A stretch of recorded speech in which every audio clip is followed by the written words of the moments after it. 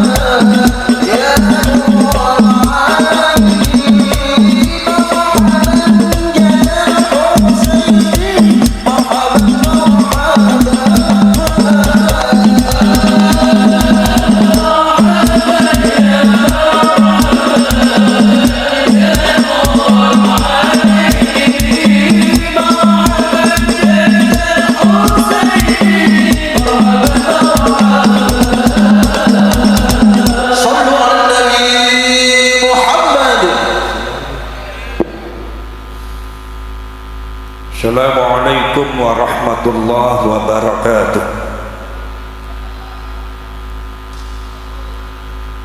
Hamdan wa syukran lillah wa salatan wa salaman ala sayyidina Rasulillah Muhammadin ibn Abdillah wa ala alihi wa ashabihi wa mawalah. La hawla wa la quwwata illa billah. Rabbi syrah li sadri wa yassir li amri wahlul 'uqdatam min lisani yafqahu qawli wa ba'd. Sugeng kondur ngangge Sayyid Zulfikar. Kula niku nek teng Sayyid Zulfikar mboten wantun kula niki Pak. Sebab piyambakan niku saking Sayyidina Hasan, kula saking Sayyidina Husain rayine. Dados niku Kang Mas kula niku. Nggih. Memang nek Sayyidina Hasan niku keturunanipun niku kebanyakan niku adalah larine mlebu niku teng keilmuan. Nek Sayyidina Husain biasanya sih politik niku Sayyidina Husain. Terus sing lok geroh niku Sayyidina Husain niku nek bagiane PWI nggih saking kula mawon. Dan nek Sayyidina Hasan ya selawatan mawon. Tapi nggih nyuwun sewu kula niku mboten wantun teng Kang Mas mboten wantun. Alhamdulillah wa syukurillah. Dalu menika kula kali panjenengan sedaya kempal rawuh dalam rangka adalah ikhtitamud dirosah pesantrenipun Gus Riyad. Mugi-mugi lare santrine dipun paringi barokah ilmu, selamat dunia akhirat, angsal barokah para ulama para kiai. Allahumma amin ya rabbal alamin. Sholawat lan salam monggo sareng-sareng dipun kersakaken kangge Kanjeng Nabi Muhammad sallallahu alaihi wasallam. Mugi-mugi panjenengan ingkang rawuh pikantuk syafaatipun Kanjeng Nabi Muhammad sallallahu alaihi wasallam. Allahumma amin ya rabbal. Panjenengan sampun ngantuk napa dereng? Dereng ngantuk? Kiyat ngantos subuh napa mboten? Kiyat napa mboten? Panjenengan sing kiyat kula sing minggat mangke. Sing penting kula rawuh teng mriki alhamdulillah dirawuhi dumateng gubernur yang mewakilinya, Pak Bupati atau yang mewakilinya termasuk Pak Dandim, Pak Kapolres. Kula bersyukur lan para ulama para kiai niki bersatu dumateng malam ini. Maksudnya adalah untuk menunjukkan bahwa perjuangan Wali Songo dan Laskar Sabilillah ini adalah merupakan perjuangan kebangsaan. Dirawuhi dumateng para ulama dan pengurus NU Banser, ini menunjukkan bahwa perjuangan Wali Songo dan Laskar Sabilillah adalah perjuangan ke-NU-an. Kina mboten? Ono sing takon teng kula, Gus, kenapa kalau perjuangan ke-NU-an kenapa tidak cukup NU saja? Kenapa sampai membentuk PWI dan Laskar Sabilillah? Lah para syarek para dulu sebuah fakta yang tidak bisa dibantah bahwasannya teng NU niku kathah nahdiyin ingkang muhibbin dumateng habaib. Dinapa mboten?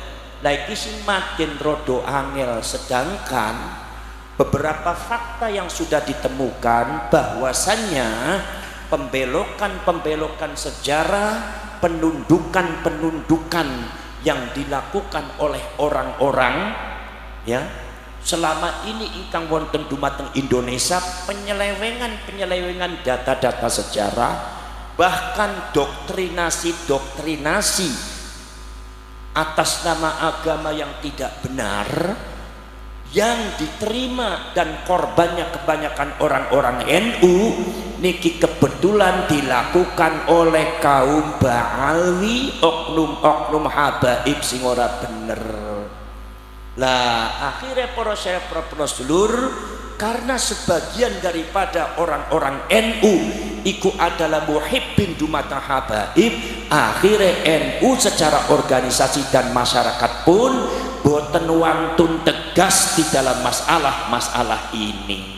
Maka dari itu ini perlunya dibentuk satu barisan, dikumpulkan warga NU sing wani, warga NU yang berani, warga NU yang siap berjuang untuk bangsa, warga NU yang siap berjuang untuk negara, untuk agama, untuk ulama, termasuk untuk NU dan untuk leluhur, dikumpulkan dalam satu perjuangan Wali Songo Indonesia. Laskare disebutnya Laskar Sabilillah. Jadi insya Allah niku piantun-piantun yang menjadi laskar sabilillah ini adalah generasi-generasi Nahdlatul Ulama yang berani dan siap bertempur dengan siapapun. Kenapa mboten? Insya Allah para ulama, para kiai yang masuk di dalam perjuangan Wali Songo Indonesia dan Laskar Sabilillah ini adalah warga NU yang berani secara tegas menolak pembelokan sejarah yang dilakukan oleh habaib, menolak daripada pembelokan situs-situs pemalsuan makam-makam dan situs-situs yang dilakukan oleh habaib, termasuk juga menolak doktrin-doktrin habaib yang nyata-nyata bertentangan dengan agama, bertentangan dengan akidah, bertentangan dengan syariat, dan bertentangan dengan ajaran leluhur Nusantara sing disebut ajarannya Wali Songo. Kenapa mboten? Niki sing wani iki kumpule ning PWI, sing wani iki kumpule dumateng Laskar Sabilillah. Milo syaratnya dadi Laskar Sabilillah syaratnya mung setunggal. Apa? Ya wani, sing ora wani gak usah melu. Kenapa mboten? Kenapa mboten? Jadi para sedherek, para sedulur, maka dari itu dari sejarah pendirian daripada PWI dan Laskar Sabilillah, maka kita bisa menyatakan bahwa PWI dan Laskar Sabilillah itu bukan tandingannya NU, itu bukan berseteru dengan NU. Laskar Sabilillah ini adalah proses justru semuanya adalah warga Nahdlatul dan untuk memperjuangkan ke-NU-an, sebab fakta sejarah sementara ini yang berkaitan dengan pergerakan Ba'alwi dan Habaib ini banyak dirugikannya adalah orang-orang Lah kenapa orang Muhammadiyah, orang anak korban wong Muhammadiyah? Karena di Muhammadiyahnya nggak ada Habaib. Habaib itu kumpulan yang wong NU kabeh. Kenapa mboten? Saudara-saudara sekalian, ini banyak yang jadi muhibbinnya, yang kadang-kadang jadi korbannya adalah warga Nahdlatul Ulama. Maka dari itu saudara-saudara sekalian, banyak korbannya orang-orang NU. Makanya orang-orang NU, para syekh, para rasul yang kerap kadang-kadang datang kepada saya, itu adalah orang-orang NU yang sadar terhadap doktrin-doktrin sing ora bener. Contohnya nopo? Doktrin barokah, doktrin barokah dan syafaah. Kula kali panjenengan iki masyarakat Sragen sedang menghadapi satu klan di mana klan itu mengglorifikasi diri sendiri. Glorifikasi ngertos napa mboten? Paham napa mboten? Gak ngerti? Ya wis gak usah dipikiri kari dirokne mawon. Kenapa mboten? Glorifikasi itu adalah satu klan Ba'alwi yang mensucikan dirinya sendiri, seolah-olah klan Ba'alwi itu lebih tinggi daripada rakyat Indonesia, seolah-olah kiai mereka lebih hebat daripada kiai Indonesia, seolah-olah leluhur mereka lebih hebat daripada leluhur Indonesia, seolah-olah peradaban mereka lebih hebat daripada peradaban Indonesia, seolah-olah mereka itu adalah barisan orang-orang yang suci, seperti hanya barisan para malaikat yang tidak boleh ditentang, yang tidak boleh dikritik, sing ora oleh dilukai dengan satu doktrin. Siapa saja yang melukai, siapa saja yang menyakiti Habib berarti tidak akan mendapatkan syafaatnya Rasulullah. Di sini maka masyarakat Jawa, masyarakat Indonesia dibutakan dengan doktrin-doktrin yang sangat menyesatkan. Kenapa mboten? Lah semenika panjenengan tidak usah takut. Apa sebabnya? Sebab data empiris sejarah sudah dibuktikan oleh Ki Imaduddin Al-Bantani. Bukan sekedar Ki Imaduddin Al-Bantani saja, tetapi juga para ulama zaman dahulu, termasuk Syarif Aunur Rafiq, seorang raja abad ke-13, Raja Hijaz, itu sudah menyatakan bahwa kaum Ba'alwi sing disebut mari wong sagene Habib itu bukan cucunya Rasulullah, nasabnya nasab palsu. Paham napa mboten? Paham napa mboten? Kupinge bolong napa mboten? Bolong napa mboten? Ini tentunya berdasarkan kajian data, bukan berdasarkan kajian sembarangan, datanya diambil, ilmu nasabnya dipelajari, bukan sekedar oleh kiai kita Kiai Imaduddin Al-Bantani, tetapi ini sudah banyak, termasuk Syarif Audah dari Mesir menyatakan bahwa nasabnya Ba'alwi itu batal, disebutnya nasabnya adalah batilun ghairu sahihin, wis batal gak bener sisan. Banyak pencangkokan nasab, banyak orang-orang yang disebutkan di dalam nasabnya diduga itu adalah tidak ada jeluntrungnya, jare bahasa intelektualnya ahistoris, ning jeluntunge gak ono. Maka dari itu para profesor, ini data-data sejarah Pak, termasuk Syarif Audah, termasuk juga Naqobatul Ashraf yang ada di Irak, Naqobatul Ashraf yang ada di Jordan, yang terakhir kali adalah Syarif Samsuddin Syarafuddin yang ada dari Yamannya sendiri, mengatakan bahwasannya nasab daripada Ba'alwi itu nasabnya nasab palsu. Mereka mengklaim dirinya sebagai cucunya Rasulullah dengan mencangkokkan nasab dugi dumateng Kanjeng Nabi, dugi dumateng Said Ahmad Al-Muhajir, dan itu ternyata sejarah gak ono. Bahkan mereka semua mencangkokkan nasab dumateng Kanjeng Nabi, tujuannya sudah tujuan tidak benar, yaitu adalah tujuan politik, menguasai Yaman, menguasai Hadramaut, dan datang di Indonesia dengan framing judul Kanjeng Nabi ingin menguasai Indonesia. Maka di sini rakyat Sragen harus segera bergerak. Siap napa mboten? Siap napa mboten? Siap napa mboten? Iki milu wong Jawa aja kalah kadari wong Yaman. Wong Jawa, generasi Jawa jangan kalah dengan generasi Hadramaut. Nggih napa mboten? Jadi para sedulur, niki fakta sejarah. Fakta sejarah bahwa mereka itu mendoktrin rakyat Indonesia wis gak bener. Gak bener pripun? Contohnya kados ngeten, Mbah buyute nyong, mbah buyute aku iku bisa memadamkan api neraka jahanam. Lho nyong arep takon wong Sragen, percaya napa boten sampean? Percaya apa tidak? Kalau ada seorang habib katanya bisa memadamkan api neraka jahanam, percaya apa tidak orang Sragen? Berarti jelas ini batil apa boten? Atas nama karomah, atas nama barokah, tapi batil gak bener ini. Gini apa mboten? Gini apa mboten? Sampai mau percaya apa mboten? Para syarif, para sedulur sedaya bawon, ada lagi sekarang sudah merebut daripada peran kewalian, seolah-olah Al-Faqih Al-Muqaddam yang disebut Habib Muhammad Ali Ba'alwi niku para syarif sing disebut Faqih Muqaddam itu katanya lebih hebat daripada Syekh Abdul Qadir Al-Jailani. Ini framing mereka dalam rangka menundukkan orang Indonesia, dalam rangka menundukkan rakyat Indonesia.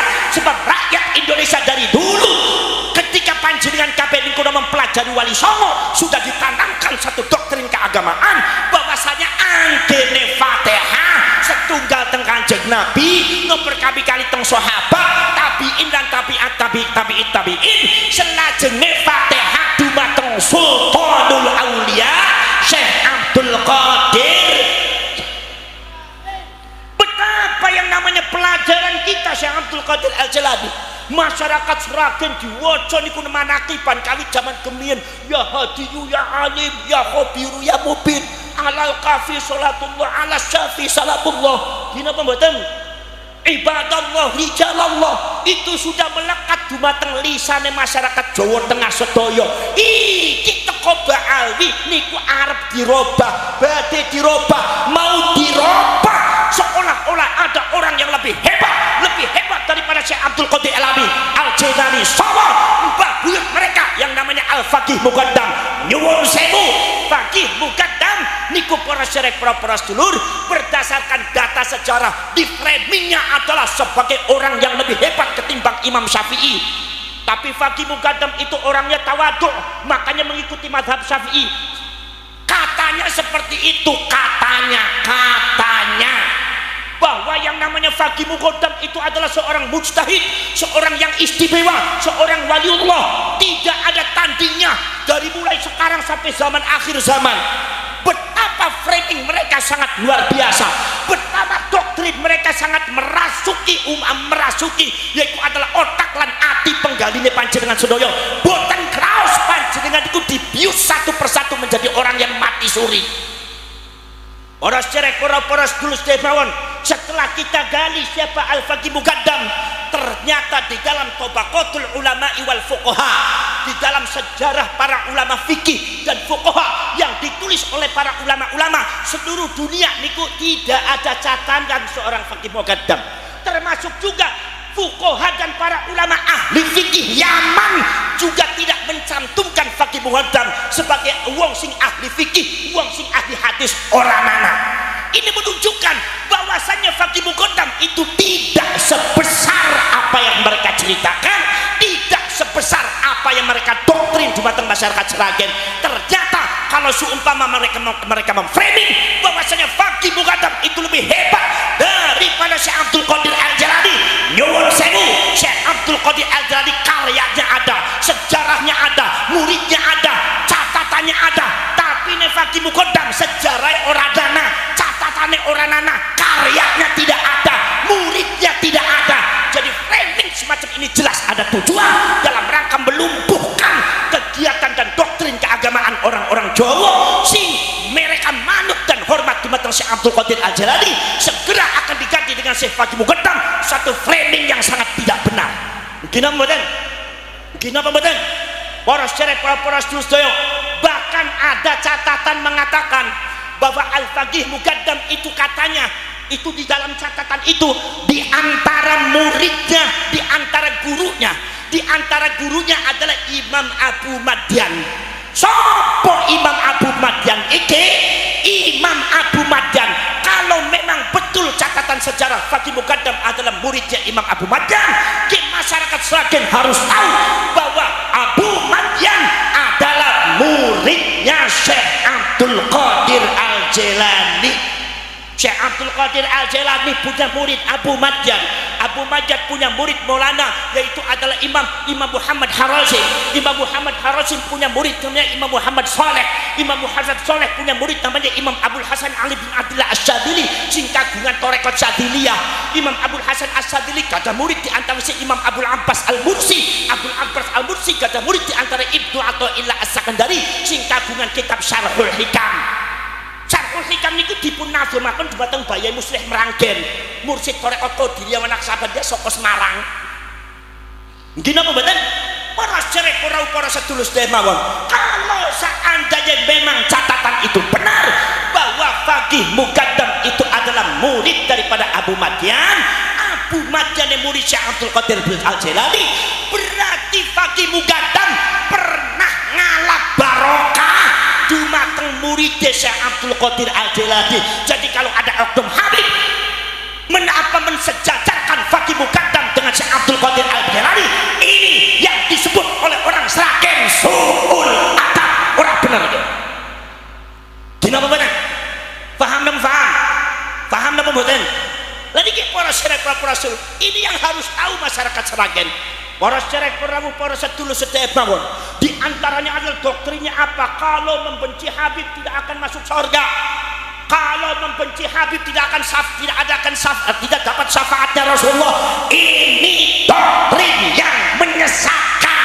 Tidak ada kaitannya syafaat dengan habaib dan ba'ali.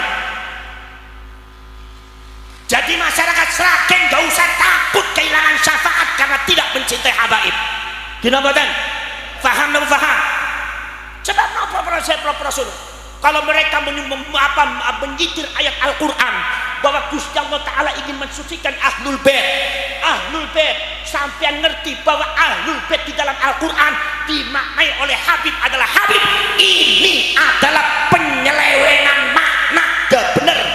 Yang dimaksud Ahlul Bait itu bukan habaib, sebab habaib itu bukan cucunya Rasulullah. Nek bukan cucunya Rasulullah, napa mali Ahlul Bait?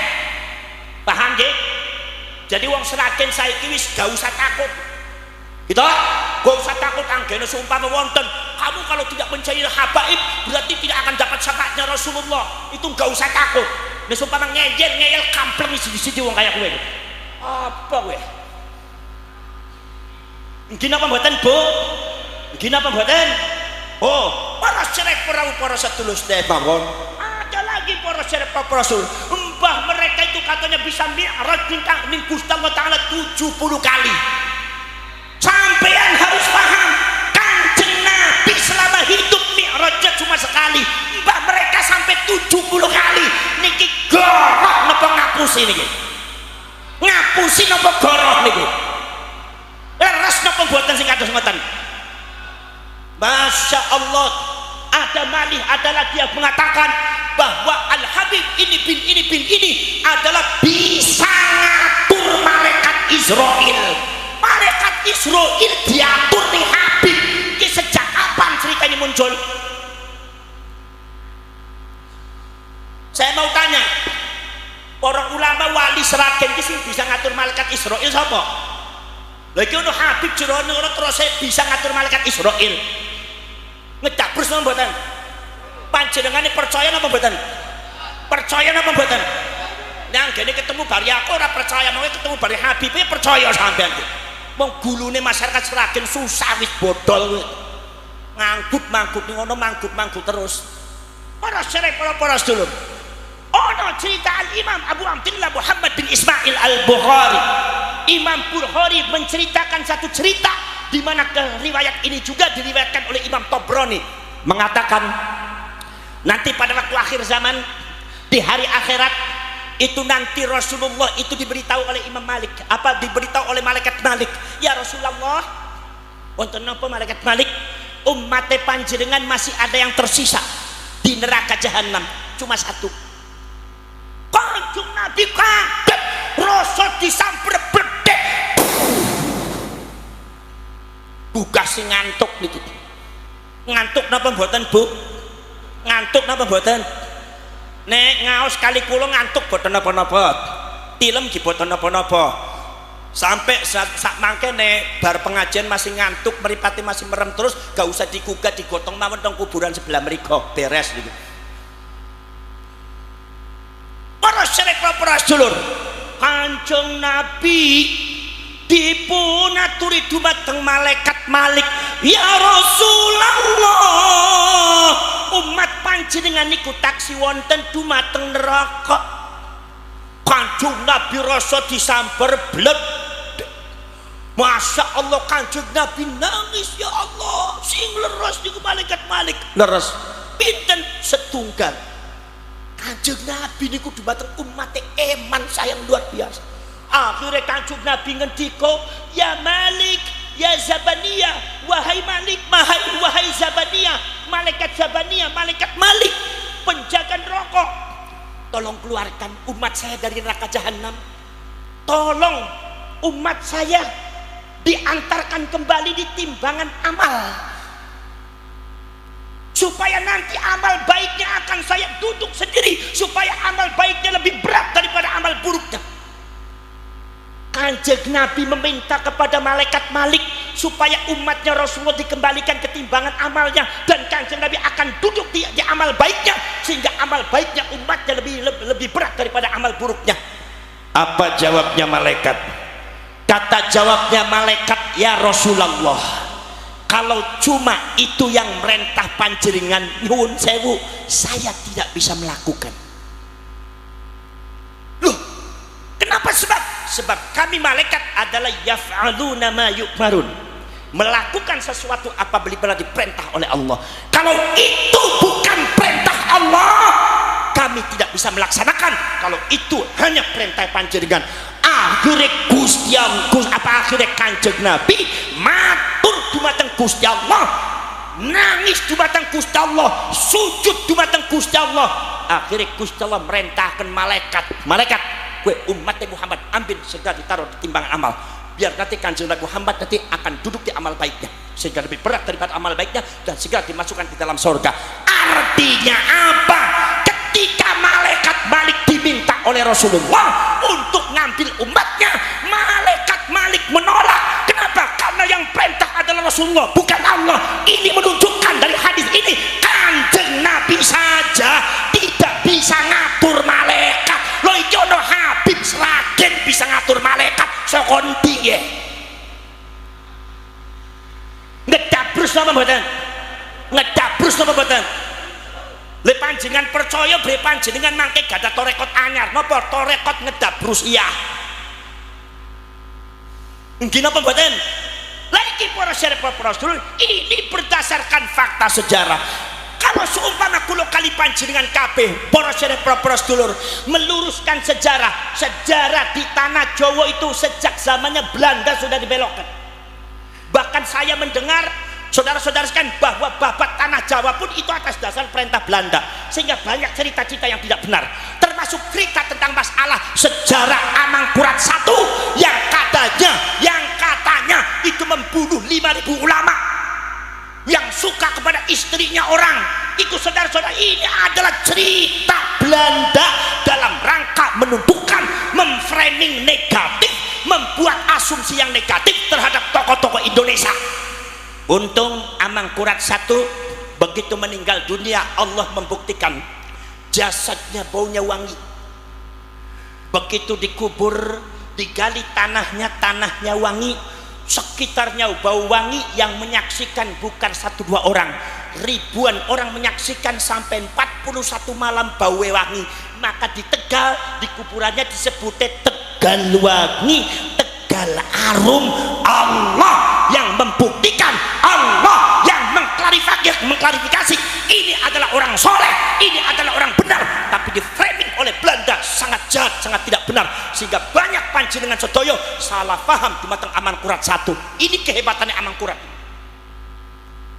Dan ini para sedulur terjadi juga pada setelah Belanda boten wonten, sejarah Indonesia dibelokkan oleh beberapa habaib. Katanya Indonesia tanpa habaib tidak bisa merdeka. Semacam ini benar apa salah? Indonesia katanya tanpa habaib tidak bisa merdeka. Ini orang Sragen harus tegas. Ini salah apa benar? Kalau sampean bilang salah, kenapa sampean diem?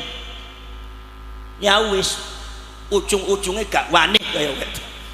Kita di menusak kecingan nemen ke wong Sragen. Kejaba wani nek ana kula wani nek kene kulane mulih ya ora wani malih sampean sempro sampean iki. Ora siapa Rasul, apakah benar tanpa Indonesia? Tanpa Indonesia tanpa habaib orang bisa merdeka? Jelas orang benar. Buka fakta sejarah bahwasanya habaib saking nyaman yang mendatangkan adalah Belanda. Yang mendatangkan siapa? Siapa? Sing keras. Yang mendatangkan habaib siapa? Ngomong londo pe susah nemen cangkemmu gitu. Dadi menusa kecing-kecing nemen wong Sragen. Yang mendatangkan habaib iku sapa? Londo. Lah kok arep takon, londo iku sapa? Penjajah. Berarti habaib iku anteke ben. Paham? Kupinge bolong, ojo disumpeti. Gina mboten? Ya kadang-kadang susah kita itu. Masyarakat Sragen itu tengah jengan kulong dimangkut-mangkut tengah jengan Habib mangkut-mangkut mana kampleng siji-siji ya. Mungkin apa mboten?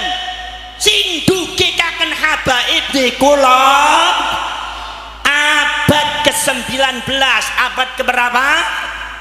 Abad ke-9. Mbah Hasyim Asy'ari sudah ada, Kyai Nawawi Banten wis ana, Mbah Yai Soleh Darat wis ana. Nggih. Lha iki para syarif para sedulur, sekarang mereka yang mendatangkan itu adalah Belanda. Sing Yaman dugi teng Indonesia ngangge napa? Ngangge kapal. Kapale sapa? Ya kapale Londo. Lho si kapale Londo bayar apa ora? Ora bayar, gratisan. Ribuan habaib diangkut dumateng Londo teko ning Indonesia niku ora bayar tapi gratis. Dan sebelum datang di Indonesia, Yahudi Yaman itu didatangkan oleh orang-orang Inggris adalah untuk menduduki Palestina. Jadi ada kaitannya pendudukan Palestina dengan pendudukan Indonesia. Maka saya mengingatkan, ketika Palestina nasibnya sangat tragis, awas Indonesia, hati-hati. Yahudi saking Yaman sudah datang di Indonesia, didatangkan oleh Belanda. Jangan sampai anak cucu kita bernasib sama dengan Palestina di tahun yang akan datang. Paham. Jadi ono PWI Laskar Sabilillah penting apa ora? Penting apa mboten? Penting apa mboten? Sebab Kiai NU ono sing wani, ono sing ora. Pengurus NU ne ono sing wani, ono sing ora. Ansore ono sing wani, ono sing ora. Muslimate ono sing wani, ono sing ora. Fatayate ono sing wani, sing ora. Bansere ono sing wani, ono sing ora. Lah sing wani ki mlebu dumateng perjuangan Wali Songo Laskar Sabilillah, isiye wong NU sing wani. Paham mboten? Para syarek para sedulur, mereka didatangkan oleh Belanda sampai di sini buat apa? Mereka datang digratiskan oleh Belanda, diberi makan oleh Belanda selama perjalanan sampai di Indonesia. Mereka diberikan pekerjaan oleh Belanda, mereka diberikan tanah oleh Belanda, yang mana tanah itu adalah hasil daripada merampas tanahnya rakyat Indonesia, diberikan oleh mereka, yaitu kaum Ba'alwi, yaitu kaum Habaib. Paham? Setelah itu mereka kerja teng sinten teng Belanda. Seperti contohnya kapiten Belanda itu kebanyakan dari bangsa Ba'alwi. Ini orang Ba'alwi bangsa Yaman, masyayikh gitu. Sampean tinggali data sejarah, anak bangsa bin Yasa, anak bangsa Al-Jufri, anak bangsa Al-Qaf, anak bangsa As-Sedaf, anak bangsa Ba'bud, anak bangsa bin Syekh Abu Bakar. Mereka menjadi kapiten dan bekerja dari Belanda, termasuk Habib Usman bin Yahya diangkat jadi mufti Belanda untuk Batavia. Paham? Nah, kalau seumpama mereka yang membawa adalah Belanda, genetika daripada Ba'alwi itu sama dengan Belanda, yaitu genetika Yahudi Askenazi, sama dengan Zionis genetika Yahudi Askenazi. Datang di Indonesia dijamin oleh Belanda, dikasih tanah oleh Belanda, dikasih pekerjaan oleh Belanda, dikasih penghidupan oleh Belanda. Kira-kira zamannya Belanda apa ikut bela Indonesia apa bela Londo? Bela Indonesia apa bela Londo? Ngomongnya sing keras, bela Indonesia apa bela Londo? Awas sih, aja sampai cangkemmu rubah ge. Rangkum rupet tak sewek sisan ning aku ge. Dina apa mboten? Londo apa bela Londo pembela Indonesia? Bela Londo. Buktinya apa? Buka catatan sejarah. Beberapa di antara orang yang mengatasnamakan perjuangan Indonesia, beberapa Habib di antaranya ada Habib Abdurrahman Al-Masyhur yang ada di Aceh berkhianat di dalam perjuangan meminta upeti kepada Londo, akhirnya melacung dumateng Timur Tengah dengan gaji yang sangat besar. Itu berkhianat terhadap perjuangan masyarakat Aceh. Termasuk juga Usman bin Yahya, mufti yang diangkat mufti oleh Belanda, kerap kali memberikan fatwa melemahkan perjuangan Pada waktu itu perjuangan kemerdekaan Indonesia dipimpin oleh ulama-ulama Torekoh, Mbah Yai Asnawi Kudus gitu, Mbah Yai Nawawi Banten, Syekh Ahmad Khatib bin Abdul Latif sing ana ning Minangkabau, Syekh Burhanuddin As-Sumatrani Sumatera Barat, ingkang wonten dumateng Aceh Syekh Abdul Rauf As-Singkil Aceh, ngantos dugi dumateng Surabaya, para lora-lora padang bujuk-bujuk ingkang wonten dumateng Madura niku seluruhnya toreko Satoriyah, Toreko Qadiriyah, Toreko Naksabandiyah, Toreko Qadiriyah Naksabandiyah, Toreko Junaidiyah, Toreko Kholwadiyah, Toreko Sadiliyah, Toreko Tajidaniyah. Iki para syarif Rasul semua yang menggerakkan perjuangan rakyat Indonesia untuk melawan Belanda, itu adalah ulama toreko. Maka ketika Belanda menghadapi perlawanan, yaitu adalah ulama-ulama toreko yang sangat luar biasa, dengan pucuknya bomnya ada pada waktu perang Diponegoro 1825, di mana Diponegoro itu juga termasuk pengamal torekot, ulama torekot. Maka ini Belanda harus melumpuhkan ulama torekot. Bagaimana caranya? Caranya meminta kepada Habib Utsman bin Yahya untuk Utsman bin Yahya untuk mengeluarkan fatwa. Maka dikeluarkan fatwa dalam rangka mengendorkan perjuangan rakyat Indonesia, dalam rangka menghancurkan benteng rakyat Indonesia, dalam rangka menjauhkan rakyat Indonesia dengan para ulama. Apa fatwane? Fatwane adalah terus Habib Utsman bin Yahya mengatakan ulama toreko yang ada di Indonesia adalah sesat, itu jalannya setan dan iblis. Paham? Paham? Akhirnya sampai geger Cilegon terjadi, sampai geger sampai isi wonten Jogja, sampai geger wonten dumateng Surabaya Madura, sampai wonten dumateng Aceh Maluku.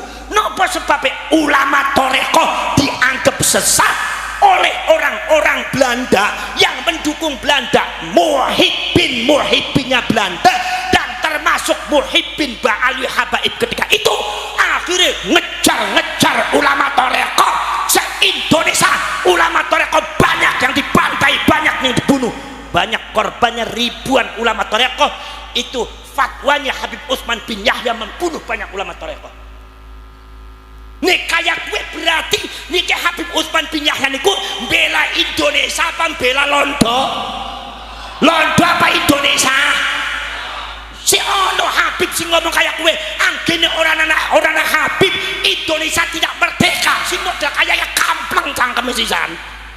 Wani apa ora? Wani apa ora? Takoni jawabe gak tegas nemen yang ragen. Dina mboten? Jelas ora bener, dina mboten? Para syarif para sulur. Jadi para syarif para sulur, kami bergerak, rakyat Indonesia bergerak, rawe-rawe rantas ijo royo, yaitu adalah malang-malang putung. Panjenengan rapatkan barisan, kemudian rapatkan barisan, segera derap daripada langkah kita di desa makan. Ayo kalau kali panjenengan bentuk Laskar Sabilillah PWI seluruh Indonesia dari Sabang sampai Merauke untuk membentengi kita semua dari doktrin perlawanan terhadap orang-orang Ba'ali sing ora bener ya. Paham napa mboten? Paham napa mboten? Para syarif, para sedulur, sampean kudu ngerti kejadian Indonesia tahun sekarang itu sama dengan kejadian Palestina tahun 45. Sampean ngerti pada waktu tahun 20 sampai tahun 46 terjadi eksodus besar-besaran, eksodus. Paham napa mboten? Gak paham meneh. Susah ngomong kali wong Sragen iki gak paham terus. Eksodus paham apa mboten? Budalan. Paham nggih? Tiang-tiang niki saking Eropa itu diangkut dengan kapal-kapal Jerman mampir di Palestina. Di pelabuhan Haifa. Setelah turun ternyata isinya kapal itu ratusan kapal. Ternyata kapal itu isinya adalah orang-orang yang lusuh, tampangannya lusuh, orangnya kurus-kurus. Ternyata mereka adalah bangsa Yahudi Askenazi, di mana yang di Eropanya diusir, di Jerman dibunuh oleh Hitler, yang lainnya nggak diterima. Masyarakat Eropa tidak menerima Yahudi Askenazi, suruh keluar dari bangsanya, suruh keluar dari negaranya. Maka akhirnya semua Yahudi Askenazi itu banyak yang keluar mampir di Palestina tahun 1945, dari mulai tahun 1920. Tambah kata. Pada waktu pertama kali datang, ribuan orang datang menggelar spanduk Spanduknya langsung dibentangkan. Apa spanduknya isinya adalah, wahai orang Palestina, kami di Eropa diusir, kami di Jerman dibantai, maka wahai masyarakat Palestina, jangan pupuskan harapan kami untuk menerima kami.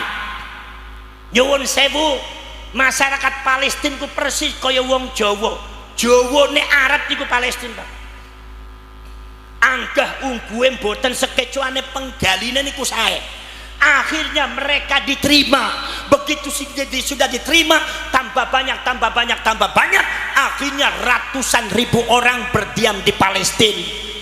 Masyarakat Eropa sudah mengingatkan, wahai masyarakat Palestina, kami mengusir mereka bukan tanpa alasan, kami mengusir mereka bukan sembarangan, tapi kami mengusir mereka dengan alasan yang kuat. Apa alasannya? Karena mereka itu adalah kumpulan dari orang-orang yang tidak benar, kumpulan daripada pembegal dan perampok negara. Di sana di negara kami berusaha untuk mendominasi, melecehkan suku-suku yang lain, meninggikan sukunya sendiri, menginjak daripada tokoh-tokoh kami, bahkan membelokkan sejarah-sejarah yang ada di Eropa, termasuk juga memalsukan situs-situs yang ada di Eropa, bahkan akhirnya menginjak-injak dan menanamkan doktrin-doktrin yang tidak benar di kalangan masyarakat Eropa. Wahai masyarakat Palestina, kata orang Eropa, Anda menerima tamu yang salah. Saya peringatkan kepada Anda, harus hati-hati. Akhirnya prosedur pada waktu itu orang Palestina tidak mau mendengarkan orang Eropa nasihatnya. Akhirnya orang Yahudi Askenazi ditampi di Palestina. Satu persatu saudara-saudara sekalian mulai kumpul. Akhirnya tiba-tiba mereka mengadakan perayaan, kemudian mulai mendoktrin masyarakat supaya masyarakat menghormati mereka, kemudian mendoktrin masyarakat untuk melecehkan orang-orang Arab Palestina, seolah-olah bangsa Arab itu tidak ada artinya, seolah-olah bangsa Arab itu adalah sama dengan anjing, seolah-olah bangsa Arab di bawah mereka.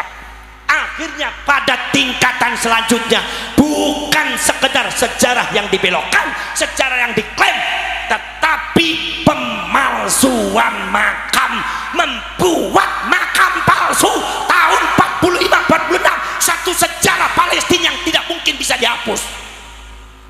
Persis kaya ning Jawa, kaya ning Indonesia. Pemalsuan makamnya, pembelokan sejarahnya, framing bahwa mereka itu adalah seorang keluarga yang suci, tidak boleh disentuh dengan kesalahan. Saudara-saudara sekalian, akhirnya tiba-tiba mereka mengklaim daerah, bahwasanya daerah ini adalah daerahnya mbah kami, buktinya ada kuburannya. Daerah ini adalah daerah kami, buktinya ada kuburannya. Yang menciptakan daerah ini adalah daerah mbah kami, ini kuburannya ada. Ini bukan milik orang Arab Palestina, tapi milik keluarga kami. Akhirnya saudara-saudara sekalian, tambah lambat laun, mereka menyergap masyarakat Palestina. Mereka menguasai satu persatu tanahnya, persis koyoning Indonesia. Sekarang sudah mulai di framing Haul Demak, dimana yang dihauli adalah Habib. Haul Agung Solo, Ki Ageng Solo niku boten dihormati, boten dihauli, si dihauli Habib. Haul Agung Kudus niku Sunan Kudus niku boten disebut Haul Agung, ni isian niku haul Habib. Wonten madi Haul Agung Malang. Sudah mulai diklaim satu persatu milik mereka, sehingga ada seorang Habib yang mengatakan bahwa Jawa adalah bintu Tarim, Jawa adalah anaknya Tarim. Bahkan ada satu isu yang beredar, itu nggak tahu benar atau tidak, tetapi kita harus hati-hati sebagai rakyat Indonesia. Apa? Mereka bergabung dengan HTI, ingin menguasai Indonesia atas nama Khilafah Islamiyah, tetapi sebetulnya para habaib dan para ba'alwi yang mereka tuju bukan Khilafah Islamiyah, tapi negara Indonesia Tarim. Yaitu negara Tarim Indonesia.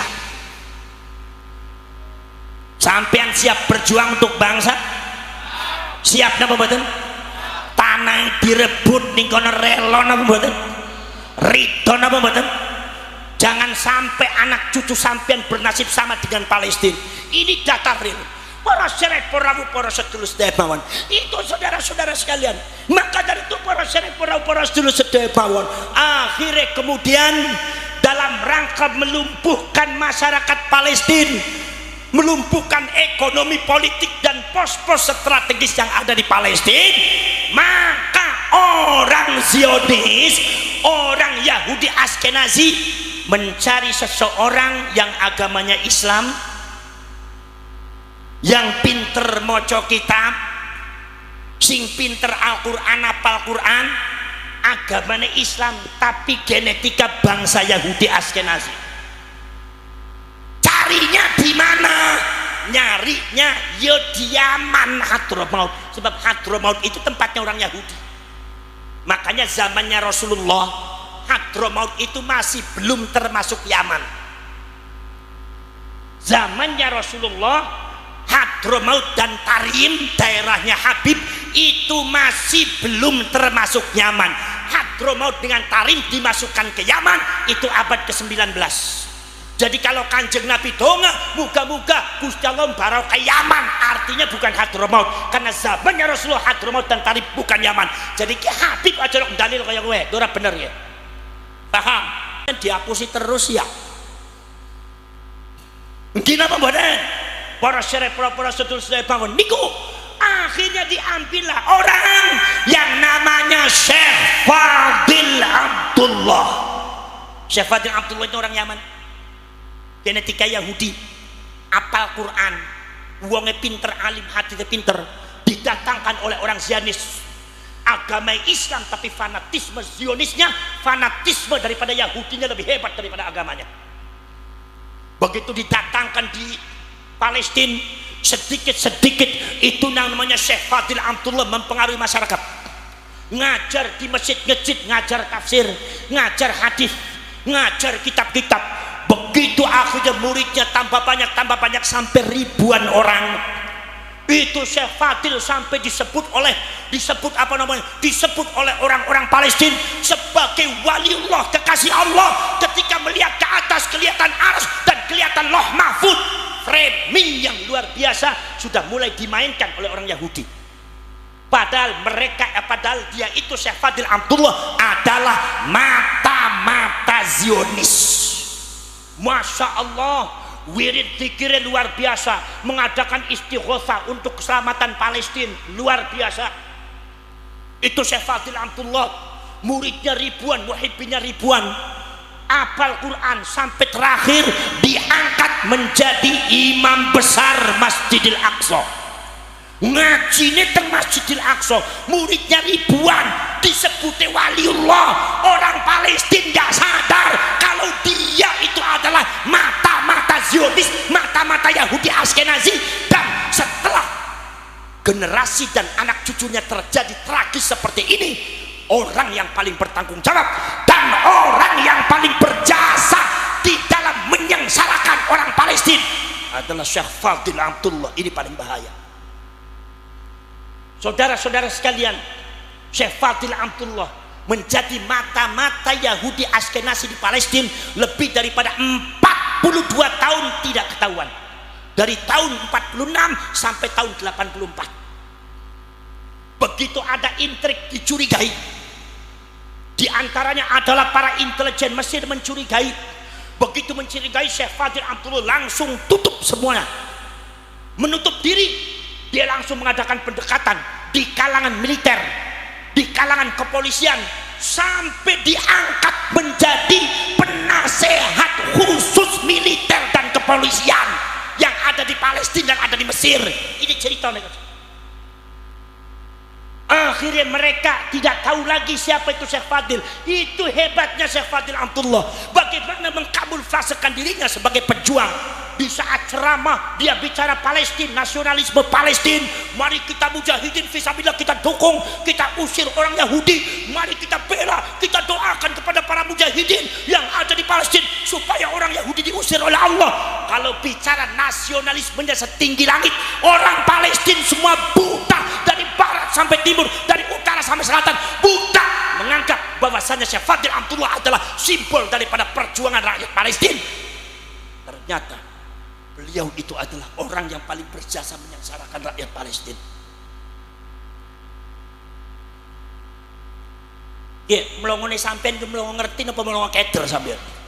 Wong seragen melongo gawe keder aku sing delok. Keder napa keder? Keder napa keder? Lapor sare propros dulur, Allah Maha tahu. Allah Maha hebat. Wa makaru wa makarallah wallahu khairul makirin. Mereka bisa berbuat makar, makrul lail, telenge wengi, wong mengendap-endap semua orang tidak tahu, tapi Gusti Allah Maha tahu. Allah buka semuanya dan pada akhirnya tahun 84 ketahuan ternyata dia adalah mata-mata Yahudi Askenazi. Sejak tahun 46 dah ketahuan. Akhirnya begitu ketahuan, akhirnya dia dihukum gantung dan pakai ditembak mati oleh tentara Palestina. Tapi misinya Syekh Fadil Amdullah sudah selesai. Misinya Syekh Fadil Amdullah sudah berhasil. Dengan jasanya Syekh Fadil Amdullah, maka orang Yahudi Zionis mampu menguasai ekonomi Palestina, mampu menguasai politik Palestina, mampu menguasai militer dan kepolisian Palestina, mampu menguasai sosial Palestina. Akhirnya Palestina disergap, akhirnya dianggap Palestina itu adalah ujung-ujungnya Palestina adalah negara kami, daerah kami, tanah kami, bukan tanahnya orang Palestina. Sejak itu terjadi pengusiran masyarakat Palestina sampai detik ini, genosida orang Palestina sengsara mau dihabisi di Gaza. Siapa yang sempati? Saya tanya, apakah kalian mau Indonesia seperti itu? Jawab. Apakah kalian mau Indonesia seperti itu? Jawab. Mau apa tidak? Bergerakan apa betul? Lawan apa lawan? Jangan diam saja wahai orang Indonesia. Itu sangat berbahaya sekali. Para serek para setulus teman niku. Jadi kalau berdasarkan data, perjuangan kita ini adalah perjuangan yang hak, perjuangan data para serek para sedulur. Kemudian ono sing ngomong, Gus, kira-kira ngadepi kados ngeten saged menang napa mboten? Insyaallah menang. Insyaallah Laskar Sabilillah di masa yang akan datang insyaallah menang lan kudu Bang sampean bentuk itu. Pasukannya diperbanyak di Sragen. Tidak usah itu kata-kata ribuan, jutaan yang kira-kira itu. Semua dimasukkan. Gini apa betul? Para syarif para sedulur. Panjenengan ngerti? Tahun 45 pada waktu Indonesia ngelawan sekutu, saya tanya Indonesia punya apa? Bambu runcing lawan bom atom menang apa ora? Kalau secara logika mereka punya bom atom, mereka punya bedil senjata, sementara sampean bambu runcing, kira-kira secara logika menang apa mboten? Kalah. Bambu runcing mboten saged ancel peluru mancel terus. Kalau ada semua orang bawa bambu runcing kemudian jidatnya sudah kena peluru mboten saged urip, bambu runcingnya langsung jatuh. Tapi dalam sejarah Indonesia menang apa kalah? Al-Imam Ahmad An-Naqsyabandi, seorang ulama besar mazhab Thariqah Naqsyabandiyah, di dalam kitabnya Jami'ul Usul fil Auliyah sampai bisa buku Thariqah Naqsyabandiyah, An-Naqsh wal Band, An-Naqsh wal Band, Imam Bahauddin An-Naqsh wal Band, An-Naqsh wal Band ngukir asmane Gusti Allah wal Band nutup ati saka sak liyane Gusti Allah. Hanya untuk Allah hatinya. An-Naqsh wal Band minut terus masyarakat Sragen, Imam Bahauddin An-Naqsh wal Bandiyah disebutnya Naqsyabandiyah. Ngendika bahwasanya Gusti Allah maringi dumateng Kanjeng Nabi adalah khususiyatun nubuwah, keistimewaan kenabian. Dari keistimewaan kenabian itu muncul apa yang disebut dengan jauharatun nubuwah, mutiara kenabian. Dari jauharatun nubuwah itu muncul di situ adalah at-ta'alimul ilahiyah, pelajaran-pelajaran langsung saka Gusti Allah. Mila para nabi para rasul gak belajar pinter dewek. Nomor selanjutnya al-khirqatus syarifatus sufiyah, yaitu adalah keluar biasaan sing disebute mukjizat. Nomor kaping 3 napa? Medal napa sing disebut nusratum minallah, pertolongan saka Gusti. Nek wong gadah khususiyatun nubuwah, jadi nabi, jadi rasul, pertolongan dari Allah pasti datang. Artinya nabi rasul gak ene sing kalah menang kabeh, sebab nabi rasul kudu menang. Makanya sepanjang perjalanan nabi dengan rasul menang.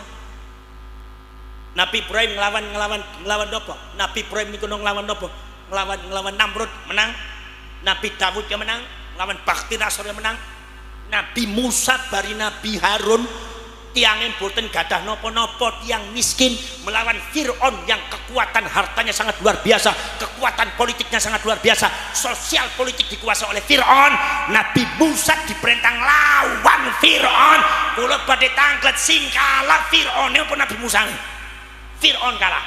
Sebab nopo? Sebab perkara sing hak iki ning Injile wonten Gusti. Kanjeng Nabi niku menang terus. Nglawan musuh ning perang Uhud menang, ning perang Badar menang, ning perang Hunain menang, ning Khaibar menang, nganti menang ning perang Sajdah menang sedaya. Napa sebab? Sebab Gusti Allah ngendika, "Ya Muhammad, tawajjah haitsu syi'ta fa innaka mansur." Teng welikat kana te wonten khatabun nubuwah, kira matek mendi Muhammad. Sesungguhnya kamu orang yang pasti dibela dan pasti ditolong, ngadepi sapa bae kowe menang. Mila Kanjeng Nabi niku gak iso kalah. Gak pernah kalah Kanjeng Nabi.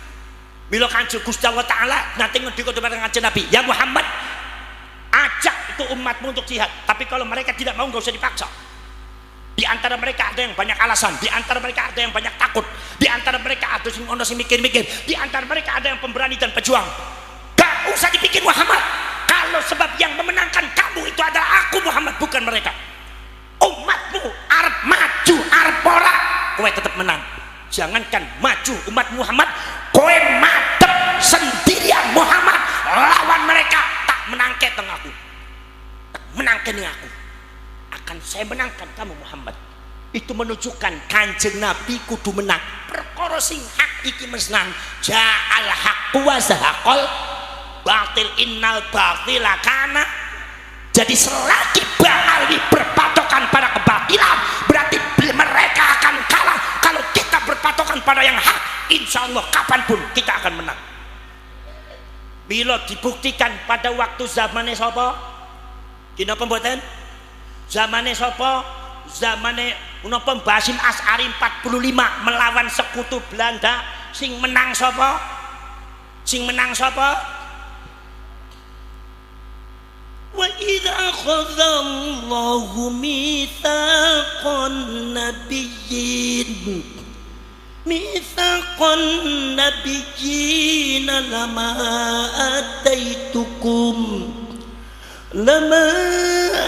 ataitukum min kitabin wa hikmah thumma ja'akum rasulun musaddiqun lima ma'akum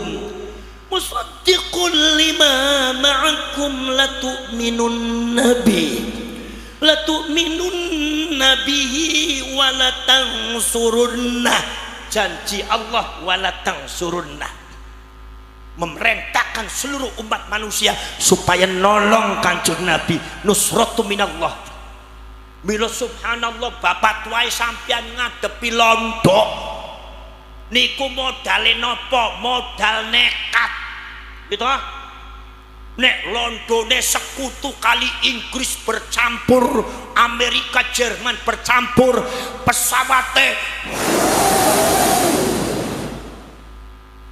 bome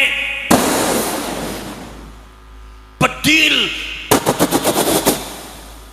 bapak tuane sampean senjatane napa?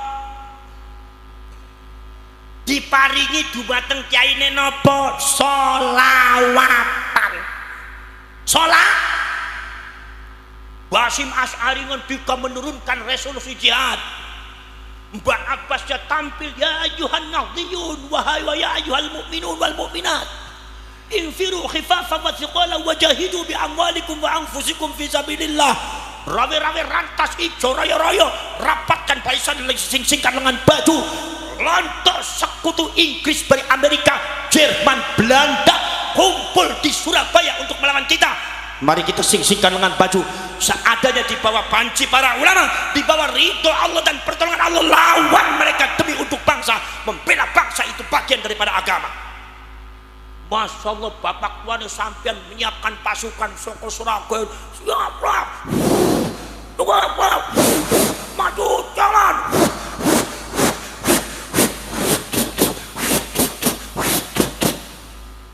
Ku kasih ngantuk. Kenapa boten? Masya Allah, kabeh niku senjata napa? Solawat anak fairun lil huda war rasyad unadi syabab al jihad ubidul khana wal hawa wal fasad wa amdi ilallahi min duni zat siwa taqwa rabbil yaumil ma'ad siwa taqwa rabbil yaumil ma'ad. Aku pejuang agama dan bangsa, aku pejuang bentengnya ulama, aku pejuang Nahdlatul Ulama, ku panggil pemuda-pemudi bersama. Tegakkan keadilan kebenaran, mohonlah selalu ampunan Tuhan, mohonlah selalu ampunan Tuhan. Wah, solawatan kabeh dramben saka Sragen metu. Wah, grim kotokan kodang grim kotokan kodang grim kodang grim kotokan kodang niku. Ramben Sragen gini apa mboten? Alhamdulillah, di atas payung Allah, di atas bendera kebenaran, iku para ulama NU santri nungkodong lawan sekutu kalah. Profesor Dr. Snukhogronya mencatat dengan tinta emas, sekutu niku pasukan yang enggak pernah kalah. Lawan Itali di Libya, Italinya mundur. Ngelawan Inggris di India, Inggrisnya hancur. Ngelawan Inggris di Malaysia, Inggrisnya hancur. Ngelawan Jermannya hancur. Ngelawan Portugisnya hancur. Ngelawan Belandanya hancur. Ini sekutu kumpul semua.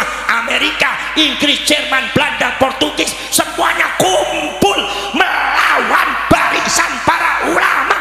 Tapi mereka kalah bertekuk lutut di kaum sarungan. Milo sampean kabeh akan memperjuangkan sesuatu, jangan sampean takut, jangan sampean mundur, pantang mundur sekali nih kono langkah sudah melangkah, gak usah mundur, gak usah wedi, bela tanah air, bela negara, bela bangsa, bela leluhur. Kalau ada macam-macam daripada kaum Ba'alwi sing macam-macam mempersekusi ulama atau orang-orang Indonesia, rakyat Indonesia, sampean siap membela napa mboten? Siap membela napa mboten? Siap membela napa mboten? Jangan sampai seumpama para dulu mereka berani merubah situs-situs sejarah Indonesia, berani merubah sejarah, membelokkan sejarah Indonesia. Kalau mereka melakukan kezaliman semacam itu, maka kita lawan apa lawan? Kita lawan apa lawan? Lawan apa lawan? Jangan sampai anak cucu kita di masa yang akan datang nasibnya sama dengan Pales. Na'udzubillah min. Maka segera dibentuk di Jawa Tengah. Nanti adakan gerakan se-Jawa Tengah. Kibarkan bendera Wali Songo, kibarkan bendera Laskar Sabilah di pojok-pojok desa, di pojok-pojok kampung. Adakan pergerakan rakyat Indonesia untuk membela bangsa dan leluhur sejarah. Siapapun orangnya, apakah habaib atau Ba'alwi, siapapun yang berani-berani untuk merusak Indonesia, baik sejarah atau sumpah menzolimi rakyat Indonesia, baik orang biasa atau kiainya, maka kita semua Laskar Sabilillah wajib membela, wajib bergerak lawan mereka semua. Karena nek orang dilawan, mereka akan menginjak, dan pada akhirnya mereka akan menguasai kita, dan pada akhirnya mereka akan memperbudak kita. Na'udzubillah min. Na'udzubillah min. Bismillahirrahmanirrahim. Alhamdulillahirabbil alamin. Hamdas syakirin, hamdan na'imin, hamdan yuwafi ni'amahu wa yukafi mazidah. Rabbana walakal hamdu kama yanbaghi li jalali wajhikal karim wa 'azimi sultanik. اللهم صل صلاة تجيرنا بها من النار وتدخلنا بها الجنة مع الأبرار يا عزيز يا غفار يا رب العالمين. اللهم تب علينا قبل الموت وارحمنا عند الموت ولا تعذبنا بعد الموت يا خالق الموت ويا سميع الصوت. احفظنا من الآفات والعاهات والعقوبات. اللهم أرنا الحق حق وارزقنا اتباعه وأرنا الباطل باطلا وارزقنا اجتنابه. اللهم إنا نسألك رضاك والجنة ونعوذ بك من سخطك والنار. اللهم أحسن عاقبتنا في الأمور كلها وأجرنا من خزي الدنيا وعذاب الآخرة. اللهم لا تسلط علينا بذنوبنا من لا يخافك ولا يرحمنا. اللهم إنك عفو كريم تحب العفو فاعف عنا كريم. ربنا آتنا في الدنيا حسنة وفي الآخرة حسنة وقنا عذاب النار وأدخلنا الجنة مع الأبرار يا عزيز يا غفار يا رب العالمين. وصلى الله على سيدنا محمد النبي الأمي وعلى آله وصحبه وبارك وسلم. هذا دعانا كما أمرتنا فاستجب دعانا كما وعدتنا إنك لا تخلف الميعاد. سبحان ربك رب العزة عما يصفون وسلام على المرسلين والحمد لله رب العالمين. الفاتحة. Wow, keren banget ya teman-teman. Ceramah agama dari Gus Abbas yang sangat membara. Jadi di setiap kali ceramah Gus Abbas tidak luput untuk membahas tentang masalah nasab dan pembelokan sejarah. Jadi teman-teman sudah menyaksikan sendiri barusan bagaimana ceramah dari Gus Abbas yang berapi-api ya dalam menyampaikan setiap ceramahnya ya. Jadi Gus Abbas membahas masalah tentang nasab dan pembelokan sejarah. Jadi banyak sekarang ini yang mengaku-ngaku keturunan Nabi tapi tidak tersambung kepada Rasulullah. Dan banyak yang membelokkan sejarah. Jadi dari oknum-oknum yang tidak bertanggung jawab itu sejarah dibelokkan, mulai sejarah dari kemerdekaan Indonesia, pemalsuan kuburan, dan termasuk sejarah yang lain ya, yang banyak dibelokkan oleh kaum-kaum yang tidak bertanggung jawab dan yang mengaku-ngaku keturunan Nabi Muhammad SAW. Padahal menurut penelitian klan Ba'alawi ini terputus, tidak tersambung kepada Rasulullah SAW. Oke, terima kasih buat teman-teman semua. Semoga video ini bermanfaat, dan buat teman-teman apabila mempunyai kritik dan saran, teman-teman bisa tulis di kolom komentar. Terima kasih buat semuanya. Sampai jumpa di video selanjutnya. Wassalamualaikum warahmatullahi wabarakatuh.